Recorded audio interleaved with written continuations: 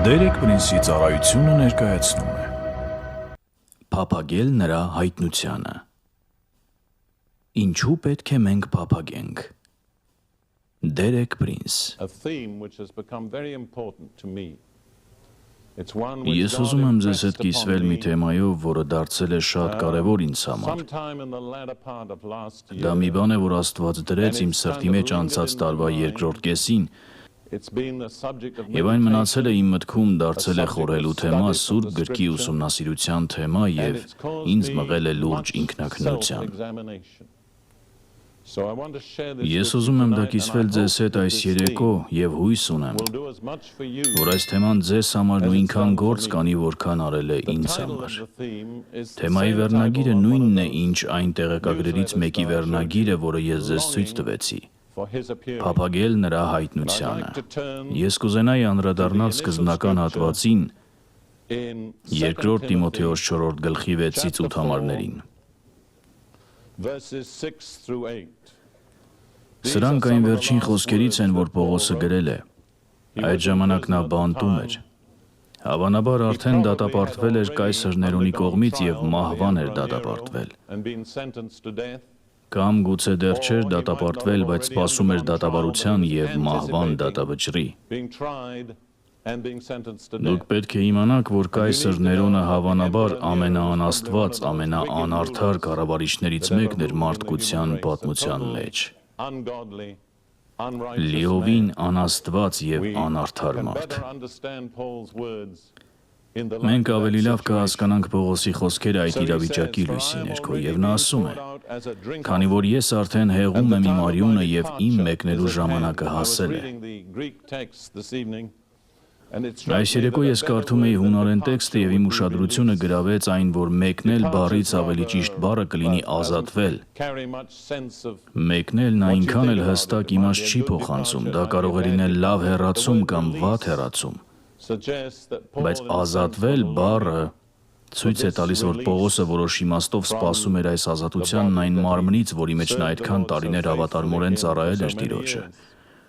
Ինձ դուր է գալիս այս արտահայտությունը, ես արդեն հեղում եմ իմ արյունը կամ ես արդեն հեղում եմ իմ արյունը որպես խմելու ընծա։ Եթե դուք վերադառնաք Ղևտական քահանայության ընծաներին, որոնք հիմնականում նկարագրված են Ղևտացիներին գրքում, կտեսնեք, որ հիմնական ընծաները կենդանիներ կամ թռչուններ էին, որոնք զոհվում էին կամ հացահատիկ կամ ալյուրից պատրաստված բաներ։ Բայց գրեթե բոլոր ընծաների հետ Աստված կարգել էր նաև խմելու ընծա, որոշակի քանակությամբ գինի, որը թափվում էր ընծայի հետ միասին։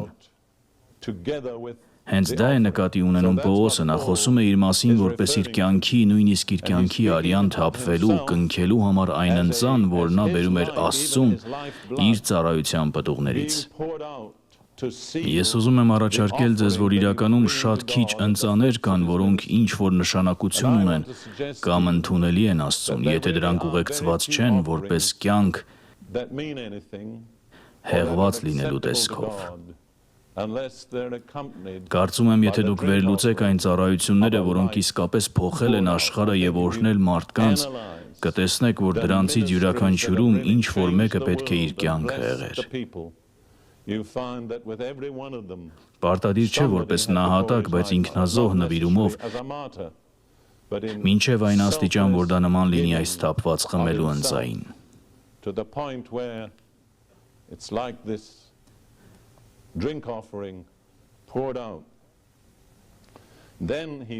Հետո նա գալիս է այս հաղթական հայտարարությանը 7-րդ համարում։ Հաշվի առեք, որ նա արդեն տարիքով էր, որոշ չափով թույլ էր, բանտում ցուրտ էր, բավարար հագուստ չուներ եւ նա շտապ խնդրել էր Տիմոթեոսին, որ իր հետ բերեր մի վերարկու։ Եվ այս ամբողջ նամակում չկա պարտության կամ ափսոսանքի ոչ մի նշույլ։ Կարծում եմ այն խոսքերը, որ հիմա կկարդամ, մարդու կողմից երբևէ գրված ամենահաղթական խոսքերից են։ Ես պատերազմեցի բարի պատերազմը, ավարտեցի ընթացքը, պահեցի հավատը։ Յուրաքանչյուր արտահայտությունը կատարյալ ժամանակով է, նշանակում է կատարված է, ավարտված է։ Ես ուզում եմ առաջարկել ձեզ, որ եթե դուք ուզում եք ավարտել ձեր ընթացքը եւ պահել հավատը, դուք պետք է պատերազմեք պատերազմը։ Քրիստոնեական կյանքի հիմնական կողմերից մեկն այն է, որ դա պայքար է։ Ես շատ անգամ ասել եմ մարդկանց, կարծում եմ կարելի է հասնել երկինք առանց աստվածաբանության, բայց վստահ չեմ, որ կարելի է հասնել այնտեղ առանց քաջության։ Դա ավելի շատ ձեր բնավորության փորձություն է, քան ձեր մտքի։ Եվ հետո մենք գալիս ենք 8-րդ համարին, որը պարունակում է այն տեքստը, որի մասին ուզում եմ խոսել։ Այսուհետև ինձ համար պահված է արդարության պսակը։ Այստեղ պսակ բառը թագավորական դիադեմը, այսինքն թագը չէ։ Նոր կտակարանում երկու բառ կա, որոնք թարգմանվում են որպես պսակ։ Մեկը հունարեն դիադեմ բառն է, որը թագավորական իշխանության նշան է։ Հայտնություն գրքում ասվում է, որ երբ Հիսուսը հայտնվի, նրա գլխին կլինեն բազմաթիվ պսակներ, բազմաթիվ դիադեմներ, որովհետև նա թագավորների թագավորն է։ Նա իրավունք ունի կրել յուրաքանչյուր պսակ, բայց այստեղ օգտագործված է մյուս բառը, որը վերաբերում է այն ժամանակների օլիմպիական խաղերին, դա դափնու պսակ էր, պարզապես դափնու մի ճյուղ, որը դրվում էր հաղթողի գլխին։ Յովին համարժեք մեր օրերի ոսկե մեդալին։ Այսինքն, եթե արդիականացնենք, Պողոսն ասում էր այսուհետև ես սպասում եմ իմ ոսկե մեդալին, որովհետև հաղթել եմ։ Հետո նա գալիս է այն արտահայտությանը, որը հատկապես ազդել է ինձ վրա։ Նա ասում է. այսուհետև ինձ համար պահված է արդարության պսակը, որը Տերը արդար դատավորը կտա ինձ այն օրը։ Նկատեք, նա ընդգծում է, որ Տերն արդար դատավոր է։ Նա կանգնում էր Ներոնի առաջ անարդար դատավորի, որը նրան անարդար դատավճիռ էր տվել։ Նա ասում է, դա վերջնական խոսքը չէ, կա ևս մեկ դատաստան։ Եվ այդ դատաստանը լինելու է լիովին արդար դատավորի կողմից, եւ նրա վճիռը լինելու է լիովին արդար։ Եվ նա ասում է. արդար դատավորը կտա ինձ այն օրը։ Եվ հետո ավելացնում է այն արտահայտությունը, որը ինձ ամենաշատը հուզեց։ Եվ ոչ միայն ինձ, այլև նաև բոլոր նրանց, ովքեր սիրել են նրա հայտնությունը։ Անգլերեն նոր King James թարգմանությունն ասում է, ովքեր փափագում են նրա հայտնվելուն։ Դա շատ լավ թարգմանություն է։ Ես ընտրեցի փափագել նրա հայտնությանը վերնագիրը, որովհետև մտածեցի, որ այն մի փոքր ավելի ժամանակակից է իր փոխանցած իմաստով։ Նրա հայտնությունը սիրողները արտահայտությունը շատ կարևոր է։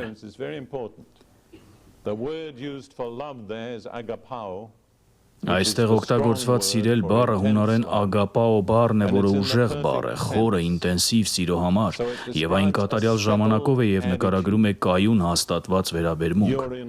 Դու սիրահարված ես, կարծում եմ սա ամենալավ ձևն է ասել։ Դու սիրահարված ես Տիրոջ փառավոր հայտնությանը։ Երբ ես ուսումնասիրում էի այս համարը, հասկացա, որ Աստված Քրիստոսի մարմնի ներսում առանձնացնում է հավատացյալների մի հատուկ խումբ։ Նրանք առանձնացված են նրանով, որ սիրահարված են Հիսուսի հայտնությանը։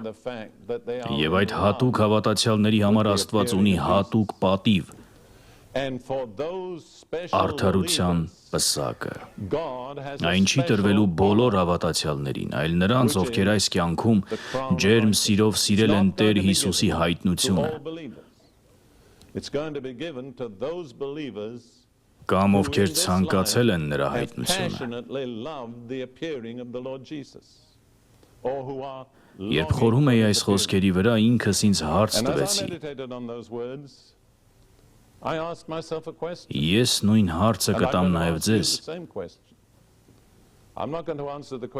Ես չեմ պատասխանելու այդ հարցին ձեր փոխարեն, դուք պետք է ինքներդ պատասխանեք։ Հարցը հետևյալն է. արդյոք դու համապատասխանում ես այդ հատուկ պատվին։ Արդյոք դու նրանցից ես, ովքեր սիրել են նրա հայտնությունը։ ովքեր սիրահարված են նրա հայտնությանը, ովքեր փափագում են նրա հայտնությանը, պատասխանելը քո գործն է եւ ոչ իմը։ Ես կփորձեմ ներկայացնել դա այնպես, որ դու ինքդ իմանաս պատասխանը։ Ես ինքս ինձ հարց տվեցի, ոչ թե ուրիշներին էի քննում, այլ ինքս ինձ, արդյոք ես համապատասխանում եմ այդ պսակի պահանջներին։ Նոր կտակարանում շատ բան կա մեր վերաբերմունքի մասին Տեր Հիսուսի փառավոր վերադարձի հանդեպ։ Ես ուզում եմ կողք կողքի դնել այն, ինչ կարդացի։ Եվս մի քանի հատվածների հետ Տիտոս 2:11-13 Տիտոս 2-րդ գլուխ 11-13 խոսքեր։ Աստծո փրկարար շնորհը հայտնվեց բոլոր մարդկանց, կամ կարելի է թարգմանել բոլոր մարդկանց համար փրկություն բերող շնորհը հայտնվեց։ Գիտեք, որ շնորհը խրատում է։ Կարծում եմ շատերը մտածում են, որ շնորհը պարզապես մի բան է, որը դու ստանում ես եւ վերջ։ Բայց ուզում եմ ձեզ ասել, շնորհը անվճար է։ Դու այն ստանում ես անվճար, չես կարող վաստակել, բայց երբ այն ստանում ես, այն պարտավորություններ է դնում քեզ վրա։ Այսպիսով այն էժան չէ։ Մեծ տարբերություն կա անվճարի եւ էժանի միջև։ Շնորհը հայտնվեց, որ խրատում է, որ մերժենք ամբարիշտությունն ու աշխարհիկ ցանկությունները եւ խոհեմությամբ, արդարությամբ ու աստվածապաշտությամբ ապրենք այս աշխարհում։ Այսինքն շնորհը մեզ սովորեցնում է, թե ինչպես պետք է ապրենք։ Մենք չպետք է ապրենք այս աշխարհի մարդկանց նման, մենք պետք է ապրենք բոլորովին տարբեր կյանքով։ Ես վստահ չեմ, որ Ամերիկայում Աստծո ժողովրդի մեծ մասը այդպես է ապրում։ Որոշ ժամանակ առաջ ինչ-որ մեկն ինձ մի հարցում փոխանցեց իրականացված մարքեթինգային ընկերության կողմից ամբողջովին աշխարհիկ ոչ մի հոգևոր շարժառիթ չունեցող։ Այդ հարցման նպատակն ամբողջ երկրով մեկ պարզելն էր, թե ինչպես ապրանքներ վաճառել վերստին ծնունդ ունեցող քրիստոնյաներին, որովհետև ընդհանուր գնահատականն այն է, որ այսօր Միացյալ Նահանգներում կա մոտ 50 միլիոն վերստին ծնունդ ունեցող քրիստոնյա, ինչը բնակչության մոտ 1/5-ն է։ Դա մեծ շուկա է, այդ աշխարհիկ բիզնեսները ուզում էին հասկանալ ինչ պետք է ասես, ինչ պետք է անես, որ ապրանք վաճառես այդ քրիստոնյաներին։ Դա շատ խորը վերլուծություն էր, քանի որ ես ինքս վերստին ծնունդ ունեցող քրիստոնյա եմ, կարող էի տեսնել, թե որքան ճշգրիտ էր դա, բայց վերջնական եզրակացությունը անհանգստացնող էր։ Գիտեք ինչ էր այն։ Ոչ մի տարբերություն չկա նրանց եւ մյուսների միջև։ Նրանք նույն ձևով են շարժվում, արձագանքում են նույն գայթակղություններին, նրանց չափանիշները հիմնականում նույնն են։ Դա շնորհ չէ։ Շնորհը մարդկանց փոխում է։ Եվ հիմա գալիս ենք այն բանին, որը կարծում եմ այս ամենի իրական շարժառիթն է, թե ինչու պետք է մենք որոշակի կերպով ապրենք։ 13-րդ համար, սպասելով այն երանելի հույսին եւ մեծ Աստծո ու մեր Փրկիչ Հիսուս Քրիստոսի փառքի հայտնությանը։ Ահա սա է մեր ապրելու վերջնական շարժառիթը։ Տիրոջ գալստյան սպասումը։ Դա է մեզ մղում այլ կերպ ապրելու։ Կարծում եմ, եթե վերլուծենք նոր կտակարանը, կտեսնեք, որ գրեթե բոլոր կոչերը սուրբ կյանքի ուղղված են Տիրոջ վերադարձի սպասմանը։ Եվ ուզում եմ առաջարկել ձեզ, որ այնտեղ, որտեղ եկեղեցին չի ապրում այդ սպասման մեջ, նրա սրբության չափանիշները միշտ ավելի ցածր կլինեն, քան նոր կտակարանի չափանիշները։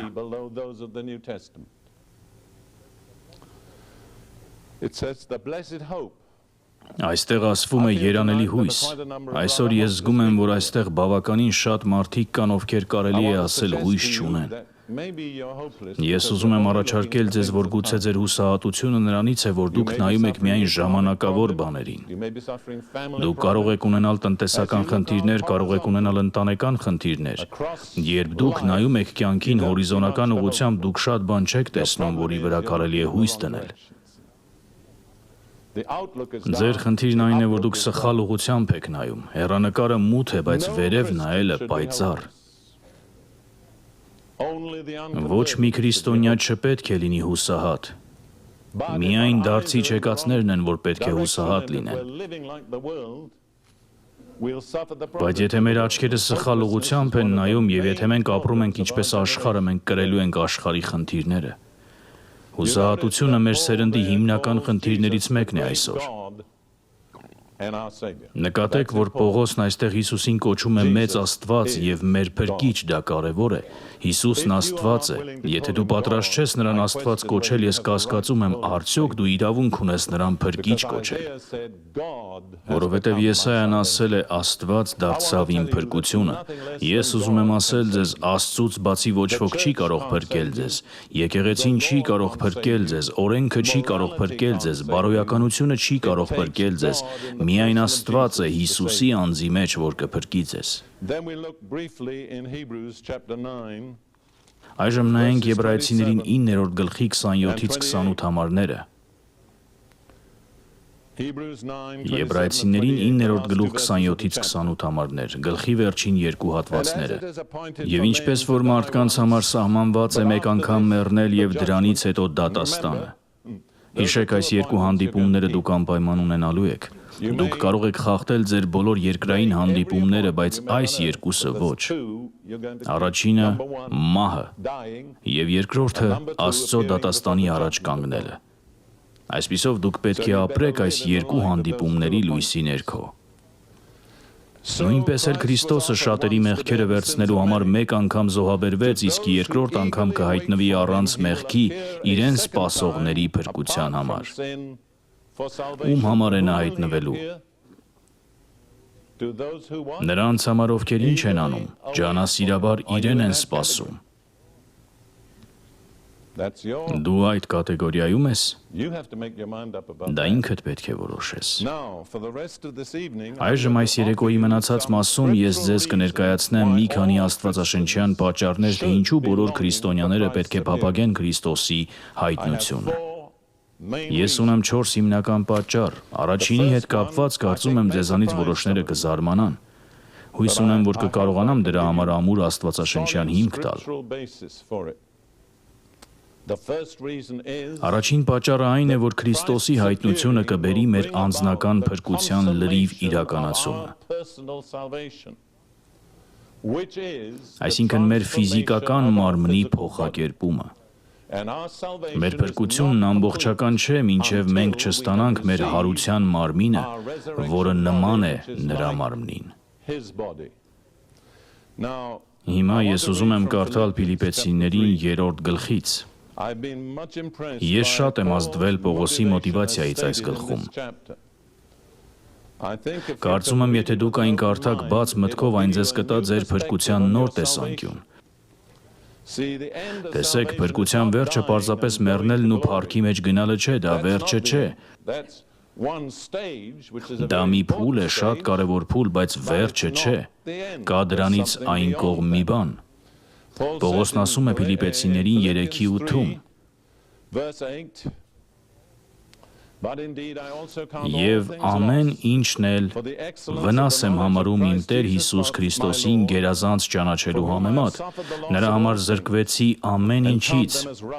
որ աղբ եմ համարում, որպեսզի Քրիստոսին շահեմ եւ նրա մեջ գտնվեմ ու ոչ թե իմ արդարությունն ունենամ, որ օրենքից է, այլ այն, որ Քրիստոսի հավատից է, այն արդարությունը, որ Աստծուց է հավատով, որպեսզի ճանաչեմ նրան եւ նրա հարության զորությունը։ Կարող եք ասել ամեն։ Մասնակից լինեմ նրա չարչարանքին, կերպարանակից նրա մահվանը, որպեսզի մեռելներից հարություն առնելուն հասնեմ։ Կարող եք ասել ամեն։ Դա արդեն մի քիչ դժվար է ասել, չէ՞։ Ես երկար տարիներ Տիրոջը ասել եմ, Տեր, կան բաներ, որ Պողոսն ասել է, բայց ես չեմ կարող ասել դրանք, բայց հուսով եմ դու կփոխես ինձ, որպեսզի կարողանամ կրկին կարդամ այս համարը։ Որպեսզի ճանաչեմ նրան եւ նրա հարության զորությունը, մասնակից լինեմ նրա չարչարանքին, կերպարանակից նրա մահվանը, որպեսզի մեռելներից հարություն առնելուն հասնեմ, որպեսզի ինչ-որ ձևով կարողանամ հասնել հարությանը։ Սա ինձ ցույց է տալիս, որ նա մեծ առաջնահերթություն է տալիս դրան։ Ինչ էլ որ արժենա, ինչ էլ որ խոչընդոտներ լինեն, սա է իմ նպատակը՝ հասնել մեռելների հարությանը։ Այստեղ օգտագործված է մի հատուկ բառ նկարագրելու առաջին հարությունը, ոչ թե բոլոր մեռելների ընդհանուր հարությունը, այլ այն, որի մասին ասվում է՝ երանելի և սուրբ է նա, ով մասնակցություն ունի առաջին հարությանը։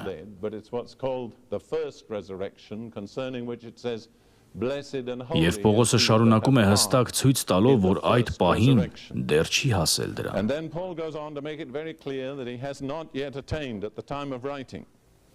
Ոչ թե արդեն հասել եմ կամ թե արդեն կատարյալ եմ, այլ ձգտում եմ, որ թերևս հասնեմ նրան,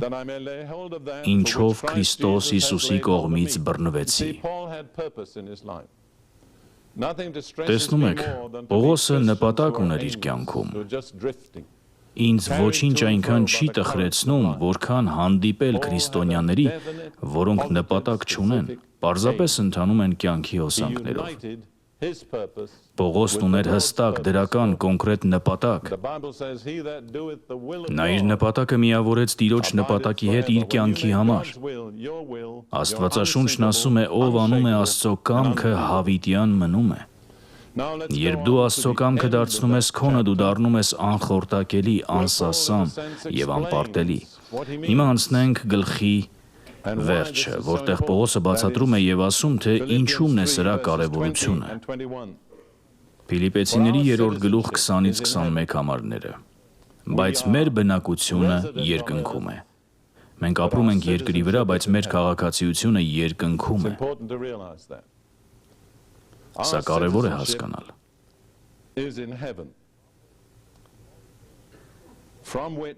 Այնտեղից էլ սպասում ենք Փրկչին, Տեր Հիսուս Քրիստոսին։ Նկատեք, կրկին սպասում ենք։ Սա շարունակական շեշտադրում է, վերաբերմունք, որը մշտապես ընդգծվում է։ Որը մեր խոնար մարմինը պիտի նորոգի և իր փառավոր մարմնին կերպարանակից դարձնի այն զորությամբ, որ ամեն ինչ հնազանդեցնում է իրեն։ Նկատեք, սա գլխի գագաթնակետն է, Պողոսի նպատակի գագաթնակետը։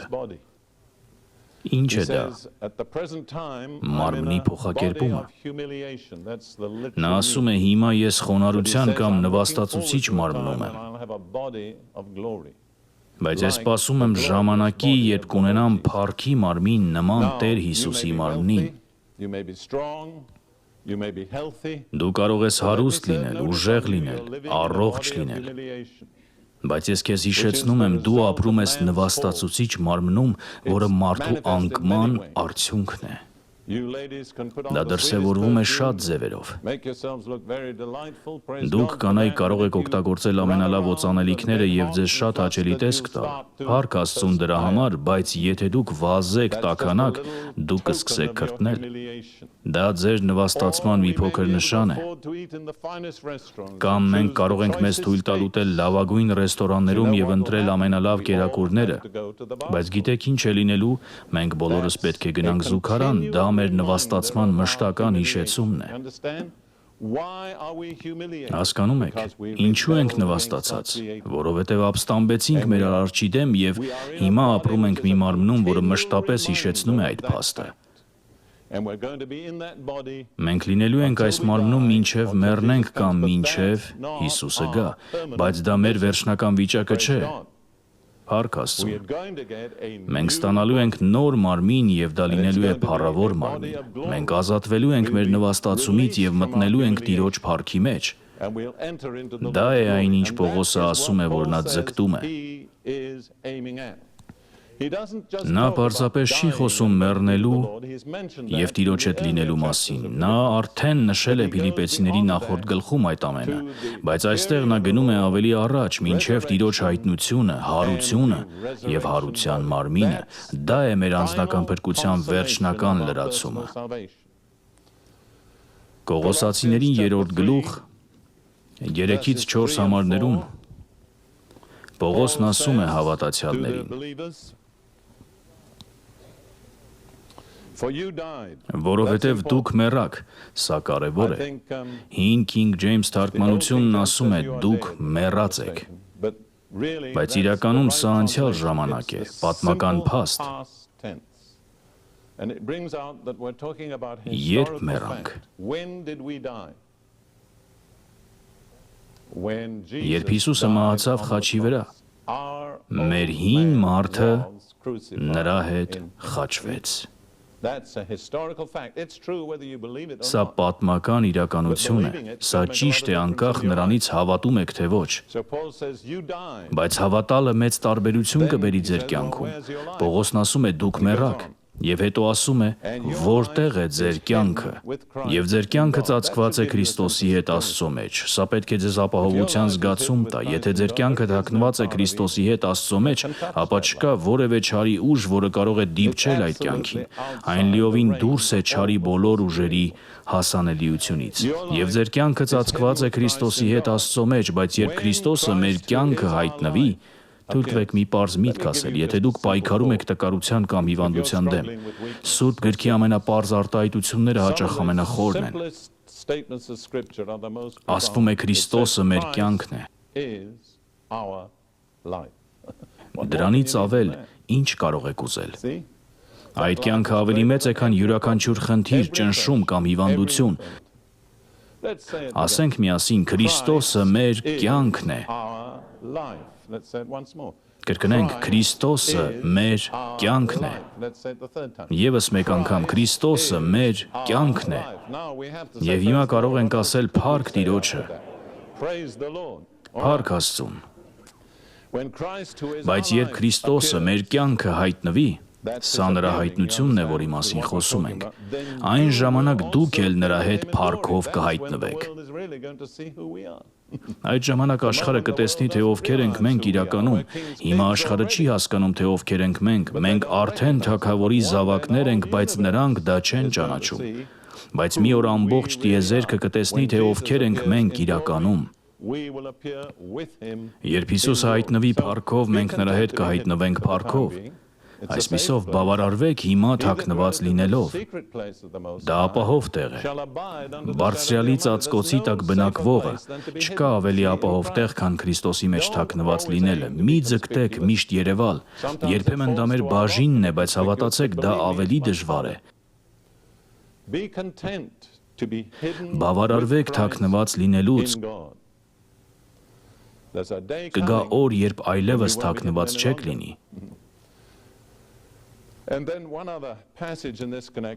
Եվ հիմա ևս մեկ հատված Հովհաննեսի 6-րդ գլխից, որտեղ Հիսուսը խոսում է հավատքի արդյունքի մասին։ 4 անգամ Հովհաննեսի 6-րդ գլխում նա ասում է հավատքի վերջնական արդյունքը հարությունն է։ Հովհաննեսի 6:39 Հովհաննեսի 6:39 Ինձ ուղարկողի կամքն այն է, որ նրանցից ոչ մեկին, որոնց նա ինձ տվել է, չկորցնեմ, այլ վերջին օրը հարություն տամ նրանց։ Հասկանում եք, հարություն տալ։ Մի կանգնեք այս համարի մեջտեղում, հասեք մինչև վերջ, հաջորդ համարը։ Այս է իմ հոր կամքը, ով որդուն տեսնի ու հավատա նրան, հավիտենական կյանք կունենա։ Փառք Աստծուն դրա համար, բայց դա նախադասության վերջը չէ, ինչ է վերջը։ Ու ես վերջին օրը հարություն կտամ նրան։ Հասկանում եք, երբեք մի մոռացեք վերջը։ Կարծում եմ շատ քրիստոնյաներ ընդհանրապես չեն հետաքրքրվում հարությամբ, դա սխալ է։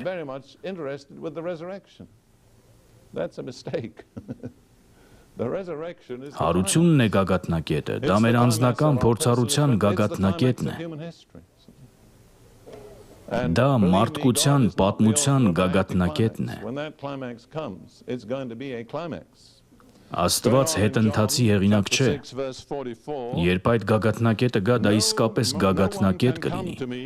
Հովհաննես 6:44 Ոչ ոք չի կարող ինձ մոտ գալ, եթե նրան դեպի ինձ չբերի հայրը, որն ինձ ուղարկեց, եւ ես վերջին օրը հարություն կտամ նրան։ Հովհաննես 6:54 Ով ուտում է իմ մարմինը եւ խմում իմ արյունը, հավիտենական կյանք ունի, եւ ես վերջին օրը նրան հարություն կտամ։ Հիսուսը ակնհայտորեն ուզում էր, որ մենք դա հասկանանք, նա դա ասաց 4 անգամ մոտ 15 համարում։ Բայց մեզանից շատերը վկայում են, ես հավիտենական կյանք ունեմ, դա հրաշալի է, բայց ինչու կանգնել այնտեղ։ Ասա նաև Աստված ինձ հարություն կտա վերջին օրը, դա ավելի մեծ ազդեցություն կունենա մարդկանց վրա։ Մենք կտրել ենք ուղերձը, բաց թողնելով գագաթնակետը։ Դա նման է գրքի, որի վերջին գլուխը չկա։ Գրքի վերջին գլուխը մի բան է, որ բոլորն ուզում են կարդալ։ Եվ շատ կարևոր է տիրապետել այդ բոլոր մանրամասնություններին։ Եթե ես մի գիրք հրատարակեի առանց վերջին գլխի, մարդիկ կբողոքեին ու կասեին, դու մեզ պատմության ավարտը չներկայացրիր։ Այնպես որ երբ վկայում եք մարդկանց, հիշեք ներառել վերջին գլուխը։ Բարի, երկրորդ պատճառը, թե ինչու քրիստոնյաները պետք է փափագեն Տիրոջ հայտնությանը, այն է, որ դա երկու ձևով նշելու է մեր միության լրիվ իրականացումը։ Առաջին հերթին Քրիստոսի հետ։ Մեր միությունը նրա հետ լիարժեք չի լինի, քանի դեռ նա չի վերադարձել։ Բացեք հայտնություն 19-րդ գլուխը։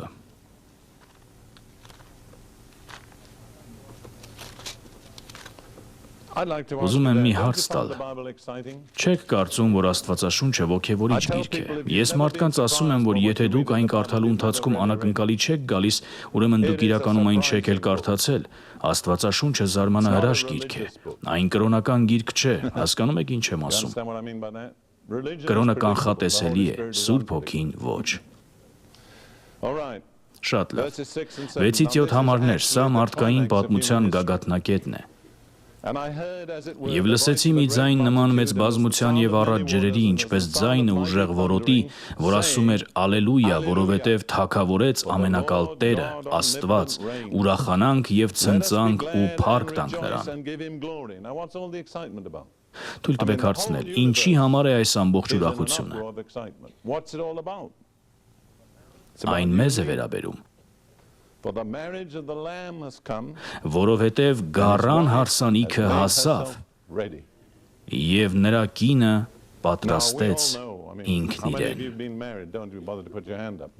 Այստեղ գտնվող ամուսնացածներից քանիսը գիտեն, թե ինչ է ժամադրությունը, նշանադրվել, ձեռք բռնել, հույզեր արտահայտել, ոգևորվել։ Բայց դուք գիտեք, որ այդ ամենը ամուսնությանը չեն կարող փոխարինել, այնպես չէ։ Ամուսնության մի միություն կա, որն անփոխարինելի է։ Երբ խոսվում է գառի հարսանիքի մասին, Հիսուս Քրիստոսի, լինելու է միություն նրա հետ, որը մենք հիմա նույնիսկ չենք կարող պատկերացնել։ Հայտնություն գրքի հետաքրքիր բաներից մեկն այն է, որ այն չի փորձում նկարագրել դա, որովհետև մարդկային լեզվով այն աննկարագրելի է, բայց սա այն է, ինչ յուրաքանչյուր հարսնացու սպասում է։ Միթե ճիշտ չէ։ Նա գուցե ոգևորված լինի նշանված լինելու փաստից, գուցե աննկարագրելի ուրախ լինի իր նշանի մատանիով, բայց դա չի փոխարինում ամուսնությանը։ Եթե հարսնացուն չի ուրախանում ամուսնանալու համար, նա պետք է վերանայի իր որոշումը։ Նույնը վերաբերում է մեզ, քրիստոնյաներիս։ Մենք Քրիստոսի հարսնացուն ենք։ Եթե մենք չենք ուրախանում, ուրեմն ինչ-որ բան սխալ է մեզ հետ։ Ես չեմ անհանգստանում մարդկանցից, ովքեր ոգևորված են իրենց հավատքով, ես անհանգստանում եմ նրանցից, ովքեր չեն ոգևորվում։ Որովհետև միակ տրամաբանական արձագանքը ոգևորվելն է։ Ով չի ոգևորվում, իրականում չի հավատում։ Ես ձեզ արդեն պատմել եմ, որ մեծացել եմ անգլիկան եկեղեցում։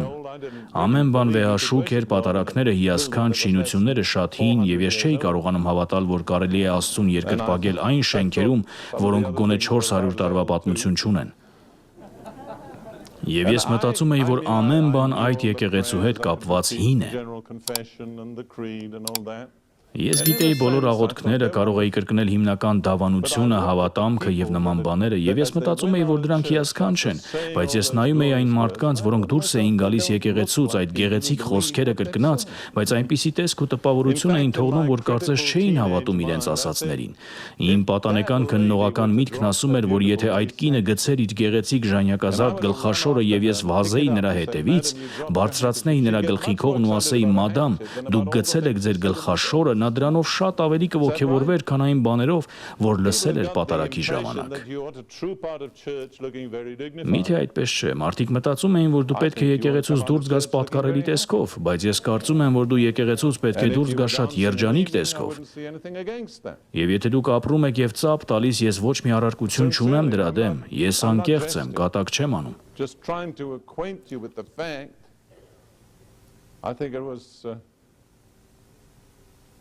Ես չեմ կարող հիշել այդ մարդու անունը, բայց մի սերունդ առաջ էր ապրել Աստծո այդ ծառան։ Նա ասել է.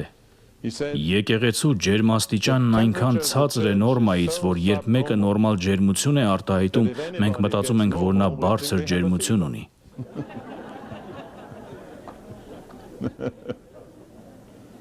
Եվ սա է խնդիրը շատերի մոտ։ Մենք խոսում ենք փառավոր բաների մասին, բայց մեր կյանքը չի արտահայտում դա։ Բարի, հիշեք, որ Աստվածաշունչը սիրերգություն է։ Դրա պատմությունն ունի գագաթնակետ, ահա թե ուր ենք մենք գնում։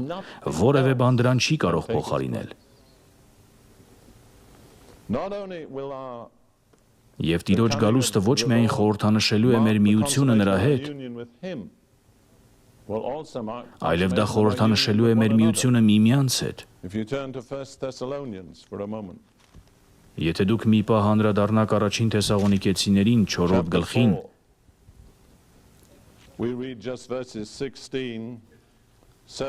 եւ մենք կկարդանք 16, 17 եւ 18 համարները։ Քանի որ Տերն ինքը, ես սիրում եմ սա, հարսնացուն չի բավարարվի ոչնչով բացի Փեսայից, չկա նրան փոխարինող որևէ մեկը։ Հուդայիզմի տարբեր տեսակները այսօր սովորեցնում են, որ որևէ մեսիայի անձել չի լինելու։ Պարզապես լինելու է մեսիական դարաշրջան, բայց հավատացեք ինձ, ոչ ոք, ով սիրահարված է Հիսուսին, չի բավարարվի մեսիական դարաշրջանով։ Այդպիսիները անձամբ մեսիային են ուզում, հրամանի ազդարարմամբ, հրեշտակների ձայնով ու Աստծո փողի հնչմամբ երկնքից ցած կիջնի։ Գիտեք, թե այդ հնչյունն ու աղաղակը ինչ կանեն։ Դրանք կյանքի կկոչեն հավատացյալ ննջեցյալներին, միայն նա ունի դա անելու իշխանությունը։ Երբ նա կանգնած էր Ղազարոսի գերեզմանի առաջ, նա շատ զգուշ էր, որ հստակ լիներ։ Նա ասաց. «Ղազարոս, դուրս արի»։ Քանի որ եթե նա ասեր դուրս եկ, բոլոր մեռելները դուրս կգային։ Իսկապես, եւ ես նաեւ այնպիսի տպավորություն ունեմ, եւ սա ընդամենը միտք է, որ նա իրեն հավատացողներին անունով կկանչի։ Կապ չունի, թե քանի միլիարդ կլինեն այդ անունները, նա ամեն բան կարող է։ Եվ երբ մեր անունները հնչեն, մենք դուրս կգանք։ Հետո հնչելու է հրեշտակապետի ձայնը։ Ես համոզված եմ, որ դա Գաբրիել հրեշտակապետի ձայնն է լինելու, որը սովորաբար երկրի վրա հայտարարում է Աստծո միջամտությունների մասին։ Այնուհետև տեսնում ենք Աստծո փողի հնչյունը, ես սիրում եմ փողի ձայնը։ Եվ Քրիստոսով մեռածները նախ հարություն կառնեն, եւ հետո մենք, ողջերս, որ մնացել ենք նրանց հետ միասին, ամպերի մեջ կհափշտակվենք Տիրոջը դիմավորելու։ Ես ուզում եմ մի պահ կանգ առնել հափշտակվել բառի վրա։ Սա այն բառն է, որից գալիս է հափշտակության գաղափարը։ Շատ տարբեր տեսակետներ կան դրա մասին, բայց մի կին մի անգամ ինձ հարցրեց, թե արդյոք ես հավատում եմ հափշտակությանը։ Ես ասացի, եթե հարցն այն է, արդյոք մենք կվերցվենք, ապա պատասխանը այո, որովհետև Աստվածաշունչը հստակ ասում է դա։ Բայց եթե դուք ինձ հարցնեք, թե դա լինելու է գաղտնի կամ մեծ նեղությունից առաջ, մեջտեղում թե հետո, ապա սա այլ հարց է։ Բայց թույլ մի տվեք, որ այս բոլոր հարցերը ձեզ մոռացնել տան, որ մենք բոլորս հափշտակվելու ենք։ Կարծում եմ մենք կարիք ունենք սա ասել, մենք բոլորս հափշտակվելու ենք։ Շրջվիր քո հարևանին եւ ասա դա։ Մենք բոլորս հափշտակվելու ենք։ Բարի, շատ լավ, հիմա դուք ավելի լավ եք զգում։ Այն հետաքրքիր բառ է, այն շատ ակտիվ բառ է, դա կիրառվել է Փիլիպոս ավետարանչի դեպքում, երբ նա Գազայի ճանապարհին էր եւ նոր էր մկրտել Եթովպացի պաշտոնյային։ Ասվում է, որ Տիրոջ հոգին նրան վեր առավ։ Դա նույն բառն է, սա մի փոքրիկ ապացույց է այն բանի, որ Սուրբ Հոգին կարող է հափշտակել։ Հետաքրքիր կերպով այն գործածվում է նաև, երբ Հիսուսը նկարագրում էր, թե գայլերն ինչպես են ապշտակելու գառներին։ Դա նույն բառն է, այնպես որ դա հանկարծակի ուժգին գործողություն է։ Ահա թե ինչպես է դա լինելու։ Մի պահ մենք այստեղ ենք, հաջորդ պահին այլ տեղում։ Առանց նախազգուշացման։ Գայլը չի զգուշացնում գառներին, այն պարզապես հափշտակում է։ Նրանց հետ միասին ամպերի մեջ կհափշտակվենք։ Կարծում եմ բառացիորեն ասվում է ամպերի մեջ, նույն կերպ էլ Հիսուսը հափշտակվեց ամպերի մեջ, Տիրոջը դիմավորելու։ Հունարեն երկու բառ կա օդին վերաբերող, մեկն աերն է, իսկ մյուսը այթերը։ Այթեր բառից ունենք եթեր բառը, իսկ աերից օդը։ Այս երկու բառերն էլ ծագում են հունարենից։ Հետաքրքիրն այն է, որ բարձրագույն մթնոլորտն է, իսկ աերը ցածրագույն մակարդակն է, որը հաղորդակցության մեջ է երկրի մակերեսի հետ։ Իսկ այստեղ գործածված է ցածրագույն օդային մակարդակը, այնպես որ հասկանում ենք, որ Տերը շատ մոտ է գալու երկրին, եւ այդ ժամանակ մենք ամպերի մեջ կհափշտակվենք նրան դիմավորելու համար։ Եվ այնուհետև շարունակվում է։ Եվ այդպես ամեն ժամ Տիրոջ հետ կլինենք։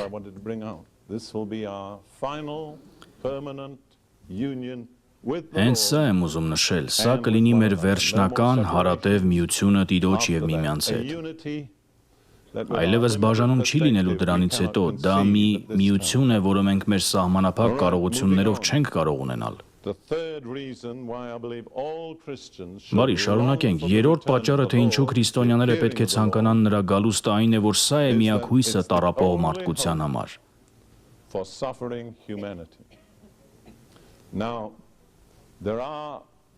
Կան մարդիկ, որոնք քարոզում են այսպես կոչված սոցիալական ավետարանը։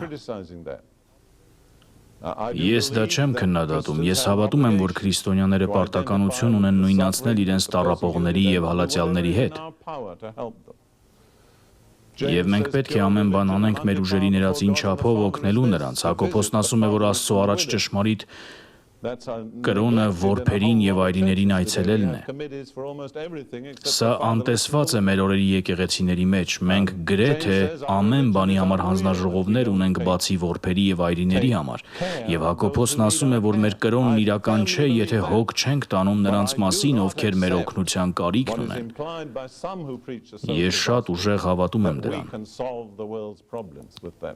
Բայց ես չեմ ընդունում այն, որ ոմանք քարոզում են, որ սոցիալական ավետարանով մենք կարող ենք աշխարհը փոխել։ Մենք չենք կարող։ Եթե դուք ճամփորդեք, ինչպես ես և Ռութն ենք անում տարբեր երկրներում աղոթելով հիվանդների համար, ապա պետք է ասեմ, որ միտքը երբեմն շփոթվում է, տեսնելով մարդկային տառապանքների ընդամենը մի հատվածը։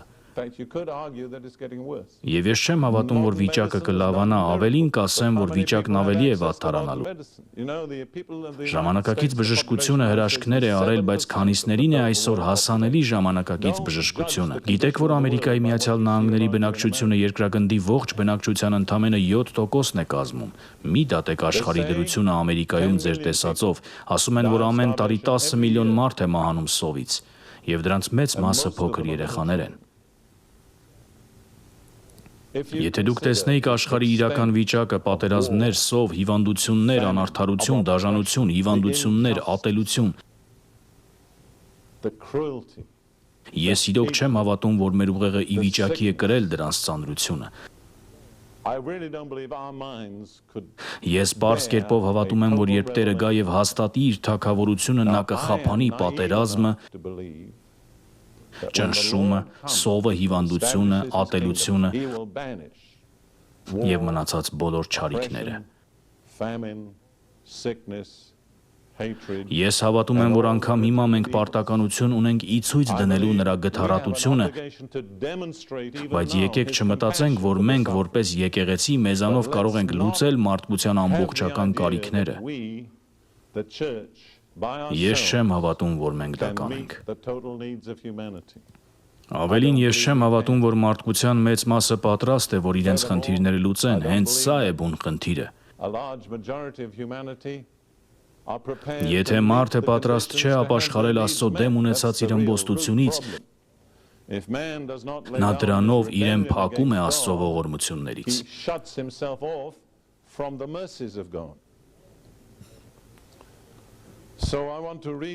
Այսպիսով ես ցանկանում եմ ձեզ ներկայացնել մեսիական թագավորության պատկերը։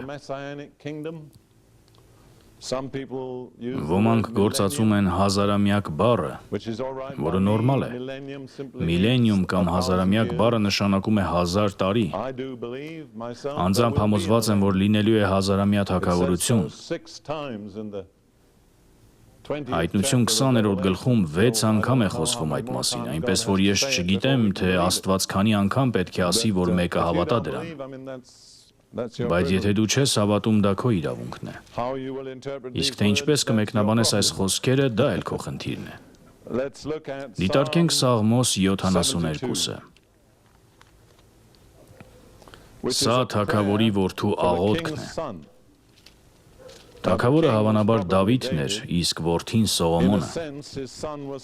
Բայց երբ կարդում ենք Սողոմոնի կյանքը, շատ պարզ է դառնում, որ Սողոմոնը չիրագործեց այս աղոթքը։ Ես հավատում եմ և կարծում եմ, որ գիտնականներն են, որ կհամաձայնեն ինձ հետ, որ այս աղոթքը Դավթի մեծագույն որդու Մեսիայի մասին է և նրա թագավորության հաստատման մասին։ Եվ առաջին 14 համարներում մանրամասն նկարագրություն կա, թե նրա թագավորությունն ինչպես է լինելու։ Ուզում եմ նկատեք, որ նրա թագավորությունը խափանելու է ճնշումը, անարդարությունը, աղքատությունը, հիվանդությունը և պատերազմը։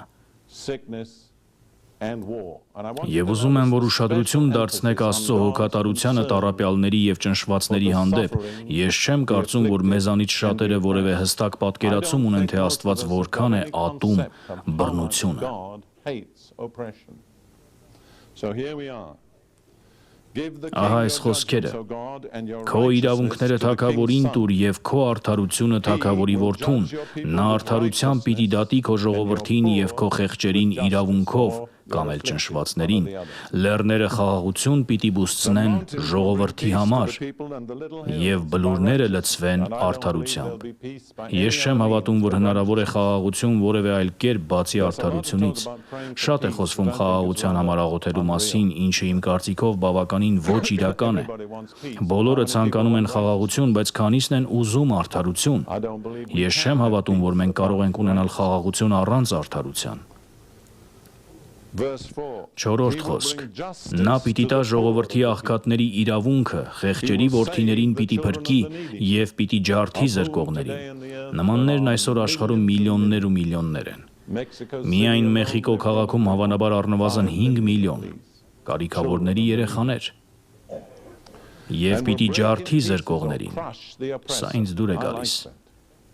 Չգիտեմ, դուք դա քրիստոնեական վերաբերմունք կհամարեք, բայց ես ուրախ կլինեմ տեսնել ճնշողի ջախջախումը։ Ես ուրախ կլինեմ տեսնել որոշ անարդարությունների ջախջախումը, որոնք կատարվում են Ռուսաստանում և այլ երկրներում, Աֆղանստանում։ Կարծում եմ, դրանք պետք է ջախջախվեն։ Միգուցե դուք կարծում եք, որ ես մի փոքր ծայրահեղ եմ, բայց ես հավատում եմ, որ Աստված համաձայն է ինձ հետ։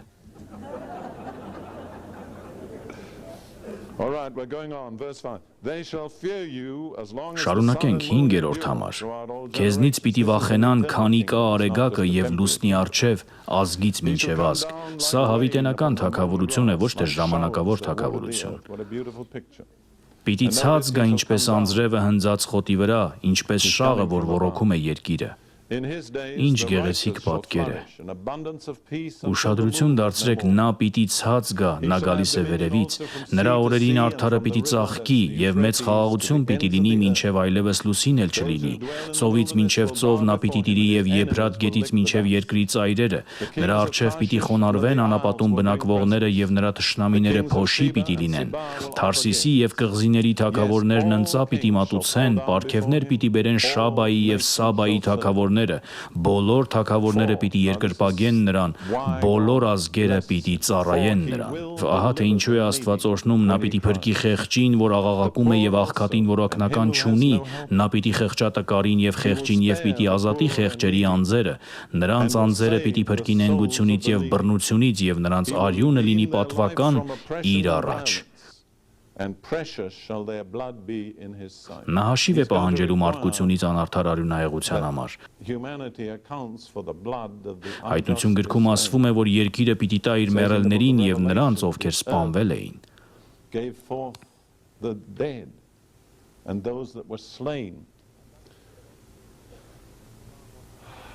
Կուզենայի նաև կարդալ Սաղմոս 102-ից, ընդամենը երկու համար, որոնք իրականում հաստատում են այս պատկերը։ Սաղմոս 102, 16 և 17 խոսքերը կարևոր համարներ են։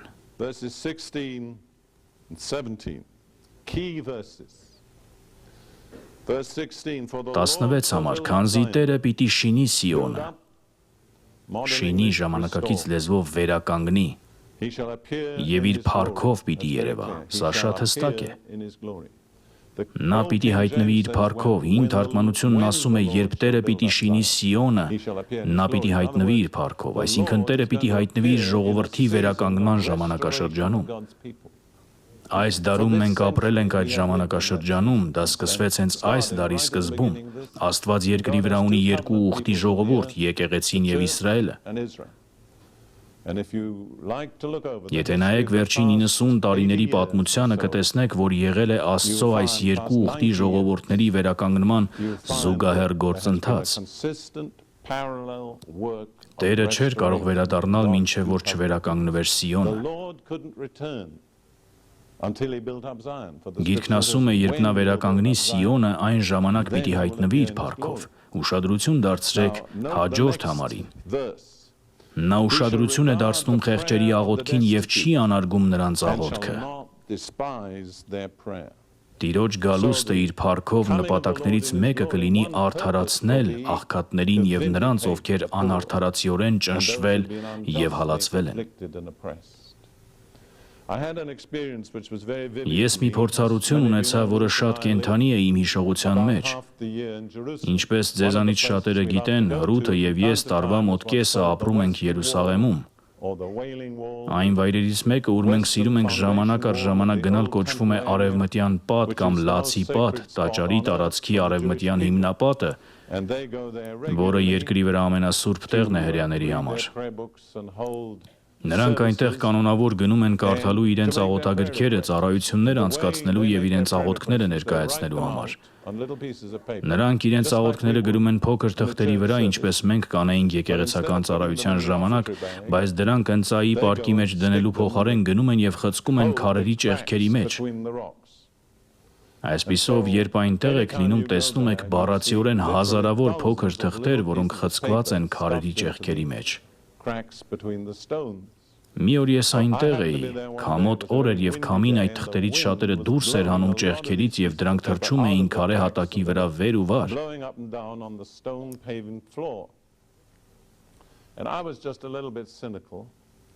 Ես մի փոքր հեգնական վերաբերմունք ունեցա, նայեցի այդ բոլոր թղթերին և ասացի ինքս ինձ. այստեղ շատ աղոթքներ կան, որոնք չեն պատասխանվել։ Այդ պահին կարծես Սուրբ Հոգին մեղմորեն ինձ հանդիմանեց և ասաց, բայց գալիս է մի օր, երբ աղոթքների բազմությունը կպատասխանվի շատ կարճ ժամանակում։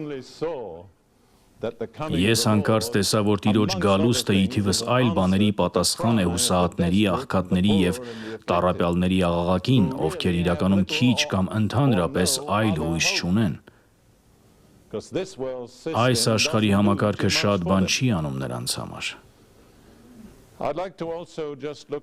Կուզենայի նաև Դանիելի գրքից մի հատվածի անդրադառնալ, որը իմ կարծիքով նկարագրում է Քրիստոսի թագավորության հաստատումը։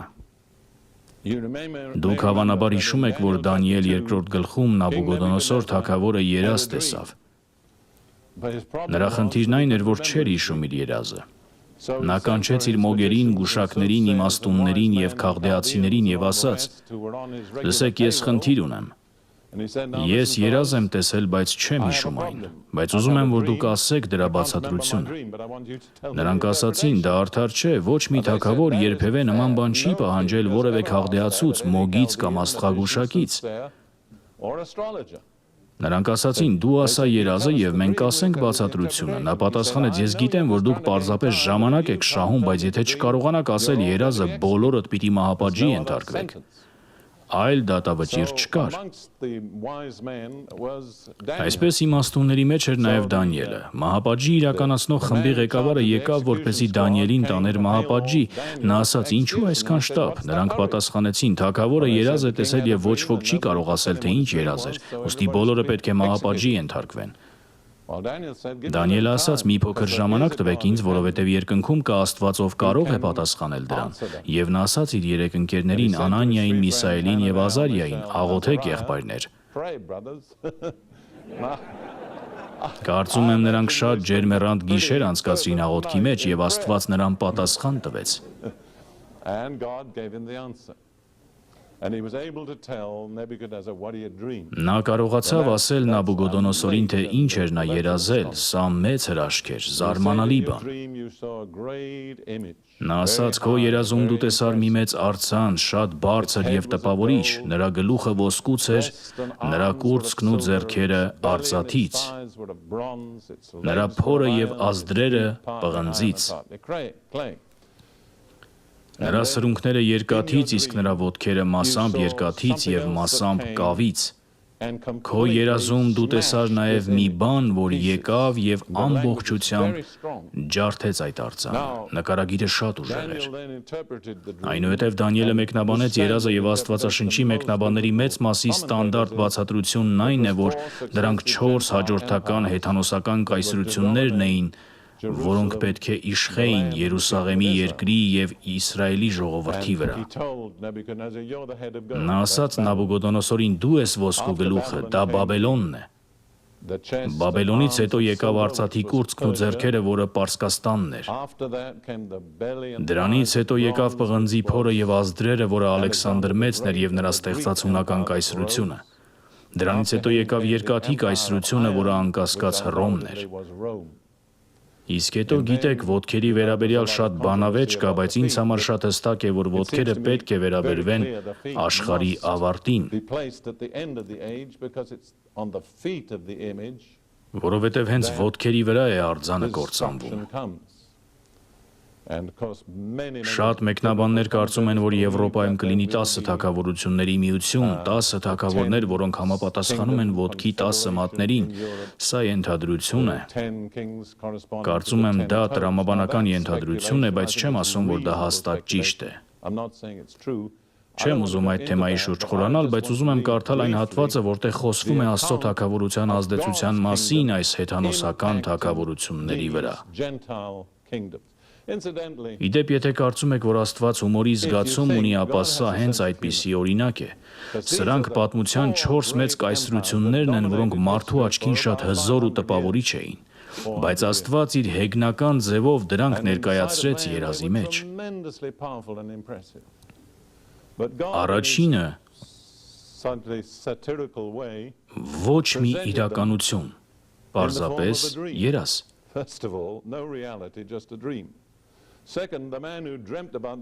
Երկրորդ, մարդը, ով երազ էր տեսել, չէր հիշում իր երազը։ Եվ երրորդ, երազում դրանք պարզապես պատկեր էին, ոչ թե իրականություն։ Կարծես Աստված ասում է, ահա թե ինչ եմ ես մտածում հեթանոսական աշխարհի իշխանությունների մասին։ Դա մի երազ է, որը նա չի հիշում, և դա մի պատկեր է, որը միևնույնն է պիտի ջախջախվի։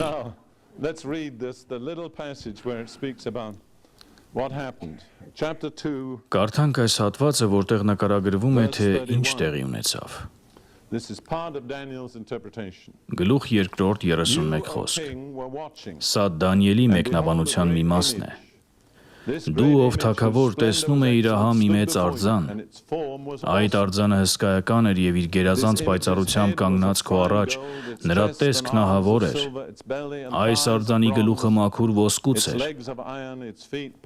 Նրա կուրծքն ու բազուկները արծաթից, նրա մեջքն ու ազդրերը պղնձից, սրունքները երկաթից, նրա ոտքերը մի մասը երկաթից, մյուս մասը կավից։ Մինչ նայում էիր, մի քար պոկվեց առանց մարդկանց ձեռքի դիպչելու, այդ քարը Մեսիայի թագավորությունն է եւ հարվածեց արձանի ոտքերին, այսինքն հեթանոսական իշխանության վերջին ձևին, ոտքերին, որ երկաթից ու կավից էին եւ փշրեց դրանք։ Այն պարզապես աստիճանաբար չփոխեց աշխարհի իրավիճակը, դա բնավ այդպիսի պատկեր չէ, ոչ էլ նրանք հանկարծ որոշեցին, որ ավելի լավ է ծառայել Տիրոջը։ Նրանք ունեցել էին իրենց հնարավորությունը եւ մերժել էին։ Եվ լսեք վերջը. Այն ժամանակ միասին փշրվեցին երկաթը, կավը, պղինձը, արծաթն ու ոսկին, այսինքն ամբողջ նյութը, եւ ամառվա կալերի մղեղի պես եղան, եւ քամին քշեց դրանք, եւ դրանց հետքը բոլորովին չգտնվեց, իսկ այն քարը, որ հարվածեց արձանին, մեծ սար դարձավ եւ լցրեց ամբողջ երկիրը։ Ես առաջարկում եմ ձեզ, որ սա Աստծո հանկարծակի եւ ամբողջական միջամտության պատկեր է, որը ոչ մի հետք չի թողնում գոյություն ունեցող հեթանոսական աշխարհի կարգից։ Այն ամբողջությամբ ավարտվում է։ Այն ավարտվում է հանկարծակի եւ ուժով։ Համաձայն եք։ Չեմ կարծում, որ կարելի է այս պատկերը այլ կերպ մեկնաբանել։ Այժմ այսպես է Դանիելը շարունակում։ 44-ը Սա նրա մեկնաբանության ավարտն է, եւ այն թագավորների օրերին երկնքի Աստվածը մի թագավորություն է բարձրացնելու, որ հավիտյան չի ավերվելու, եւ նրա տերությունն ուրիշ ժողովրդի չի տրվելու։ Նա պիտի կործանի եւ ոչնչացնի այս բոլոր թագավորությունները, իսկ ինքը կմնա հավիտյան։ Այդ քարը, որ դարձավ լեռ, մեսիական թագավորությունն է, որը Աստված պիտի հաստատի։ Ինչու եմ սա շեշտում, որովհետև կարծում եմ, որ մենք պետք է հասկանանք, որ սա աշխարհը աստիճանաբար քրիստոնեական դարձնելու արդյունք չէ, այլ Աստծո հանկարծակի միջամտություն է, որը դատաստանով պիտի ջախջախի երկրի բոլոր ամբարիշտ իշխանություններին եւ թագավորություններին։ Կարող եք ասել ամեն։